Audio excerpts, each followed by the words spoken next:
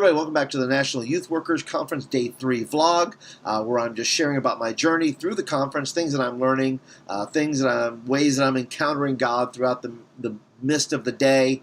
And it started out this morning. The thing that makes these conferences great are the people you meet. And I started out this morning, went to breakfast by myself to a little place around the corner called Maple Woods, and the lemon pancakes, by the way, if you're ever in Cincinnati downtown, I totally recommend the lemon pancakes. And these nice super people I met in line, and we struck up a conversation. I wound up sitting at a table by myself. And these great people from Maine, by the way, if you watch the video, Maine people, thank you so much for just inviting this guy over just to hang with you guys and eat some breakfast. It was such a pleasure to get to know you guys. And we sat and we talked. We talked about life and ministry and our stories, and it was just a very cool time. And that's what makes conferences like this so cool, because people can be so generous and just interact. And that's where you kind of feel the camaraderie of being youth workers together. And so after that, I went over there and heard Kara Powell. Before Kara Powell came on, there was a gentleman named Corey Greaves, and he is a Native American Indian from Washington, I believe. And he just shared some very simple points, and this is so true, guys, of mission work. Where people go and do mission trips, and I've been on them. You've maybe been on them, where you go in and you don't even ask the people what they want. You just sort of go in and do, and then you take loads of pictures and you go back home and you celebrate the moment. And listen, we have to get better at that. We have to get better at being good listeners. We need to get back to being good people that go into a neighborhood that gets to know the people in that neighborhood, and not just there to, do whatever we want to accomplish and then leave and then, show the slideshow and all that kind of good stuff. And that's really what Kara Powell then followed up with. Corey shared, some 3 basic points about how we should interact with a community. And then Kara Powell really drove it home as to our posture in a community when we go on a missions trip, whether it's foreign or local, wherever it may be. The need to listen to that community's needs, right? If we say we're going to go and paint houses, well, maybe they don't need houses painted.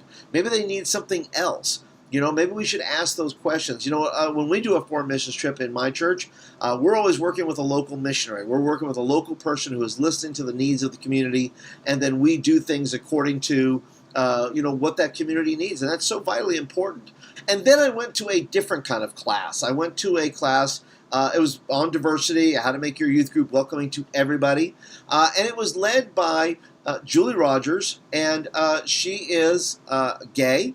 And I didn't know this was her class. I mean, I knew who she was because I had seen her do a session with Mark Yarhouse. Mark is conservative on the issue of the homosexuality, and Julie is not, obviously. But I didn't know it was her class. And I'm really glad that I went in there, though. It gave me a chance to sit and listen to some people talk that I would not have the chance otherwise. And it's so important, at least for me, I can only speak for me, it was so important for me to do that, to just sit and listen and listen to the folks around me. And I was interested. I wound up, kind of participating and asking questions and things like that, because I'm not the sharpest tool in the shed.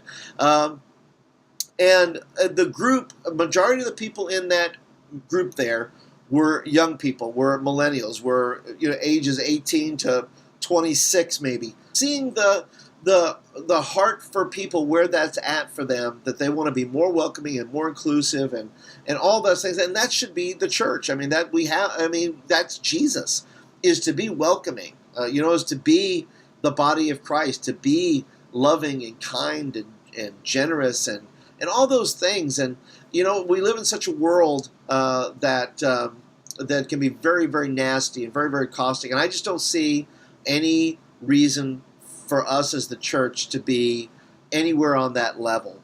Not in our preaching, not in our programming, not in our attitude, not in our demeanor. And so to sit in a session like this, which talks about diversity, it was super important to me, because I don't know and you don't know who's going to walk through your doors at church, and you got to be ready that no matter who it is, if it's somebody very different than who you're normally ministering to, your heart has to be ready for that. And that's a heart thing. That's not a programming thing. That's just my heart is ready to minister to anybody that wants to be ministered to. And so that's kind of my take on that. But I'm really glad I sat in the session and to be a part of that conversation. After that, I went and hung out with Corey, who is a guy from Georgia, and his team, and he is on the blogging team that I'm on, Forward Youth Specialties. And once again, kind and generous people. Kind and generous people. They invited me to come along and just have lunch with them, and very cool. Thanks, Corey, for the invitation and allowing me to just kind of talk, and you guys share your heart with me, and it was just cool times.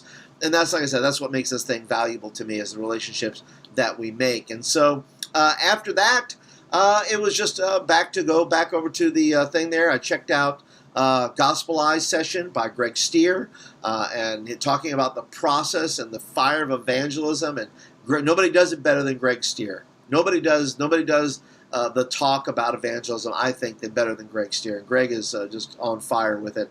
And anyway, I got his information, and something I'll be looking for with my youth group. And that was pretty much my day. And then I just kind of retired early, and just said, look, I'm an old guy. I'm just going to I'm going to go hang out at the hotel for a little while and see what's up there.